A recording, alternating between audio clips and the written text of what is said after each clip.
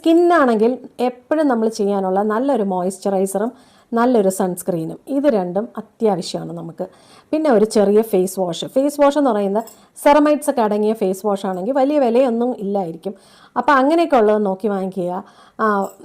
പിന്നെ എന്നും രാവിലെ മുഖം നന്നായി കഴുകി ഒരു സെറമൈഡ് അടങ്ങിയ ഫേസ് വാഷ് കൊണ്ട് കഴുകി നമ്മൾ ഒരു നല്ല മോയ്സ്ചറൈസറും സൺസ്ക്രീനും, ഇനി ഇത് രണ്ടും കൂടെ ചേർന്നിട്ടുള്ളതും കിട്ടും, സെപ്പറേറ്റ് ആണെങ്കിലും കിട്ടും, അങ്ങനെയുള്ളത് വാങ്ങിച്ച് പുരട്ടുക.